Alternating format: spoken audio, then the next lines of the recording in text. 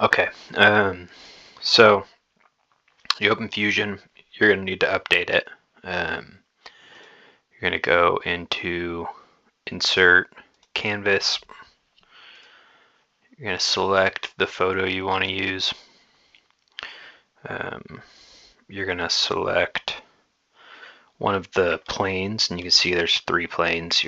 I'm using the bottom plane because that makes the most sense for a box. Sorry, one sec. Okay, so I've changed, it was 50%, I've changed my settings to be 75% because it makes it a little easier to see. And we're just going to click OK. Then we're going to come over here into your canvases, drop that down, right click on the image you just brought in and hit calibrate. Then we're going to zoom in nice and tight here. Click the center there and click the center there, right? And since we know that's exactly 1 inch, we can just type in 1 inch. You can see that up here. And then click enter, and it'll scale your image. So now in your CAD program, this image is now scaled so that this is exactly 1 inch. And we can go ahead and trace this basically. So the best tool for tracing is going to be, well, first you're going to create a sketch. You're going to click on that same plane that we started before, and you're going to come up here, and this is fit point spline, but you can always use this whole menu, and there's all this shit in here. And we're going to use a fit point spline, not the control point spline. Click there. Then we're going to come in. We're going to start here. And the reason this here is a shadow, so I'm coming along what looks to be the edge of the teeth, or the edge of the tooth here. And I'm not being super precise here. I'm just moving pretty quick. But obviously, the closer to the shape you adhere, probably the better your end result will be. But you also don't want to go capturing the individual ridges of these teeth or anything like that. That's too much detail. You can't print at that size anyways, and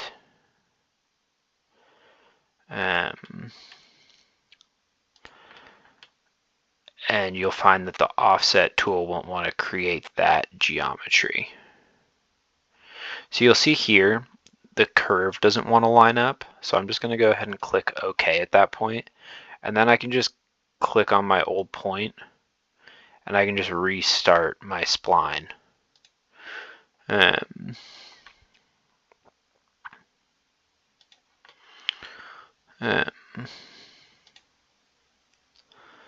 and just keep on keeping on. And like I said before, it does not have to be crazy detailed. You could argue that you don't want it to be crazy detailed. See, again, I'm going to click OK here because that was going to start getting weird on us.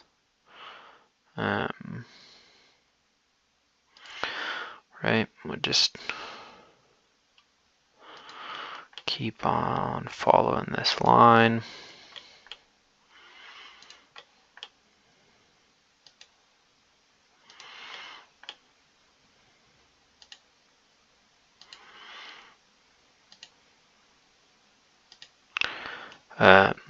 Yeah, you want to try and avoid any really sharp bends.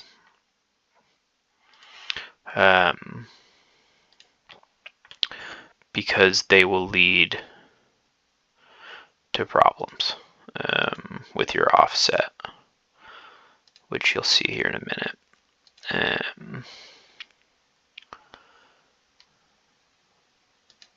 Okay.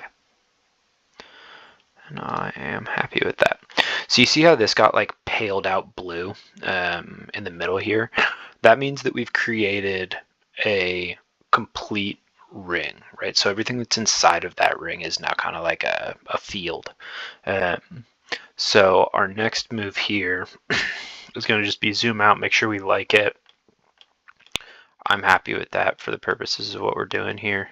And then we're going to go ahead and use our offset tool, and that's O on your keyboard. And we're going to come in here and we're going to select what we were just, the line we just made, basically.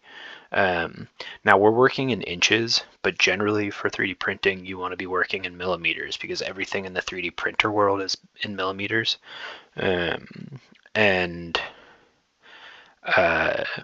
Like you'll find like the thicknesses of walls will be in millimeters, everything will be in millimeters. So one of the nice things about Fusion though is that even though I'm working in inches here, I can still type 1 millimeter, right?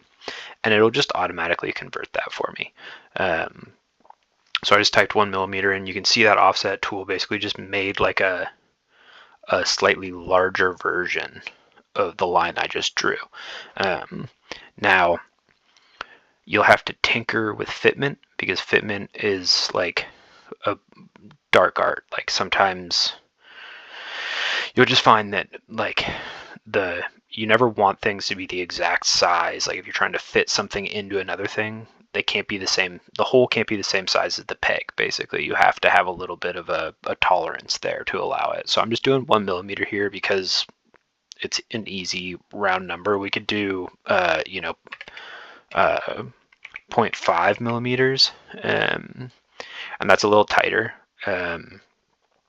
but that's totally up to you, and you'll figure that out as you print stuff. So I'm going to click OK here. Right, so that just created us a new line outside of the first line. So now I'm going to do that same offset command again, O. I'm going to click on that same inner line that I offset the first time because you can't offset an offset line usually. And I'm going to say we want our walls to be 5 millimeters. So I'm going to go 5.5 millimeters. And basically what I'm saying there is that I offset 0.5 for my gap, and now I want as well to have a wall that's 5 millimeters thick. So I'm adding that 0.5 into my calculation, so 5.5 millimeters. And again, that wall thickness is up to you. Anything shy of like 2 or 3 millimeters is going to be pretty tiny. But yeah, 5 millimeters is a nice thick wall. So we'll click OK. Right, so now you can see I have my original line, I have my first offset line, and then I have my outer offset line. And what I'm going to do here is there's a few different ways to do this, but this is the way I would probably go about it, just to make it quick and easy here. So I'm going to hide the image, right? We don't need that anymore. And I'm going to finish this sketch. And then I'm going to hit the E key on my keyboard, and that's going to be for extrude. And I'm going to click on all of this so that it's all filled in blue, right? And then what I'm going to do is I'm going to extrude this -5 millimeters. So what I'm doing here is I'm actually creating the floor of our box, right? So if I delete that, if I go back to 1 millimeter, right? So that makes it go up, and -5 millimeters makes it go down. And I'm just mimicking my wall thickness here and making it go down. And the reason I'm making it go down is because when I go to extrude the walls for this thing, we're going to be extruding from this same sketch plane that we had initially, and this is just a better way to do it, I think. So I'll click enter, and then that'll make your sketch disappear. So what you want to do is come back up here and just click on this little eyeball here, and it'll bring your sketch back. We're going to hit E again, and then we're going to click on this outer wall that we made, and then we're going to extrude that 0.75, and we're working in inches, so that's that 3/4 of an inch we were talking about earlier. And yeah, you can see we have a box more or less, right? And I'll hide that. Yeah, so that's a box shaped like a tooth. Now, there's all sorts of stuff you could do as far as like creating lids for this thing. One thing that I think would be like a cool methodology would be you could create a new sketch, click here, and then we'll hit P for project. And I will hit this top surface here, and so I just selected that top surface, and projecting, all that does is it makes it so that my new sketch has those lines in it. And now what I could do here is I could hit the E button again, extrude this, and we'll just say 4 millimeters, and it's going to want to say join here, but we're going to say new body. So that'll make it a separate piece, and we'll click OK. So you can see there's now this like faint line here. That's because this is 2 separate pieces. And what you could do here is you could effectively put a bunch of screw holes or glue if you wanted to. And then when you print this out, you print it in 2 separate pieces, and then you would put a piece of plexiglass in between them and stick it all together. So it's like this area would have a plexiglass opening that you could see through to see the tooth, and this will hold that plexiglass in place. There's a million things you could do. You could make this box way more beefy on the bottom, and you could put like a small AliExpress battery in there with a LED light ring around the outside so that it's illuminating the tooth. Yeah, there's kind of a million different things you could do. But yeah, that's generally how you do it.